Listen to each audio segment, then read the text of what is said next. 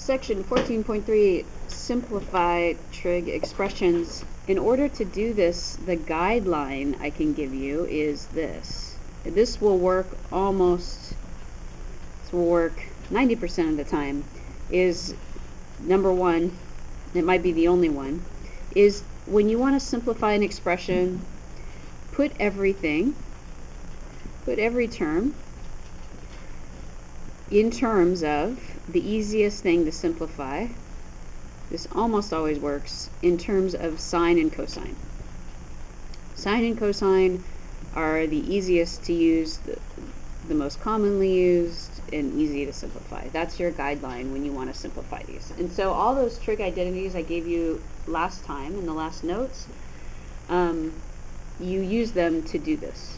So examples of this, number one, let's say I have something like this. Sine theta, this is just an expression.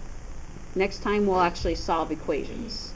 Cotangent theta, secant theta. Notice there's no equal symbol, therefore it's just an expression. We want to rewrite that to make it look easier. There is an easier way to write that. So let's try our guideline. Put everything in terms of sine and cosine. Well, that's done. Sine. What about cotangent? Can you either remember or think back from last time? Yeah. Just go. Yes, it's 1 over tangent. But say that, now someone say that a different way in terms of just sine and cosine. Aaron? Cotangent is, oh, Chris, sorry. What is it? 1 over tangent is, yeah. Right. 1 over sine over cosine. Good. We're getting closer, which is cosine over sine. There we go. Cosine over sine. Great. Because remember, we're trying to put everything in terms of sine and cosine. And now secant, can someone else say secant is defined as? The secant is equal to, look in your notes from last time, and then you'll get used to, at first you want to have them out, and then, yeah. Yes, Becca said 1 over cosine. Okay, so now we're going to go through and simplify this. These are all fractions. So you just go like this. Well, sine divided by sine is 1. That simplifies to 1. Cosine over cosine, that cancels to 1. And what is this whole expression equivalent to? 1. And that is the answer. Now, I don't ever want you to do this, but oftentimes they do simplify to 1. But that's not something you should just guess. Let's try another one. Tangent. Now, instead of using the theta symbol, I'm going to say x because it's just a variable. That means some angle. Whether I use theta or whether I use x, it should not matter. So I know these look foreign to you, these expressions, but it's just tangent x times cosecant x divided by secant of x. So there's your expression. I want to rewrite this so it looks as simple as possible.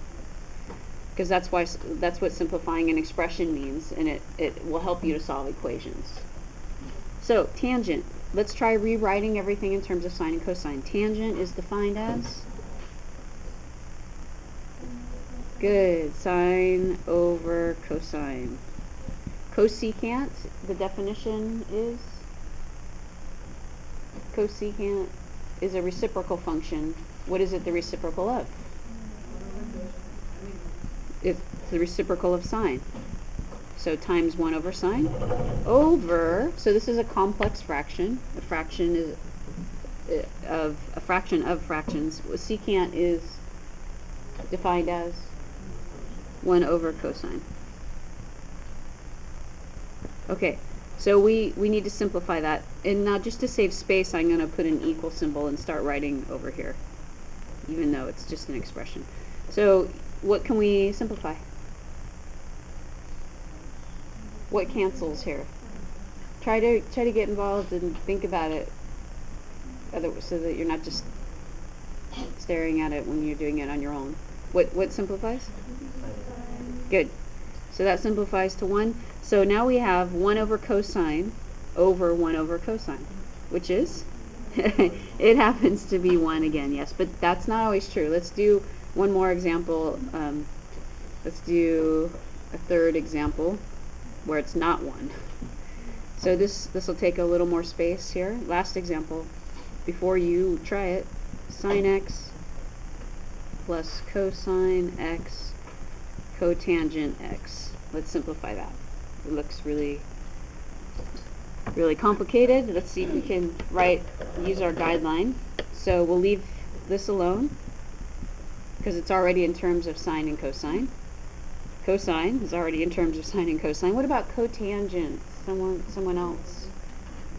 What is cotangent? Is cosine, good. So times cosine over sine. Now, okay. Now this is, I'm going to move on, I'm going to move to the right here, equals. This is sine x.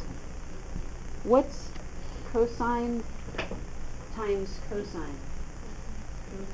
Yes. Just like x times x is x squared, these work the same way. These trig functions work just like regular algebra. So cosine times cosine is cosine squared.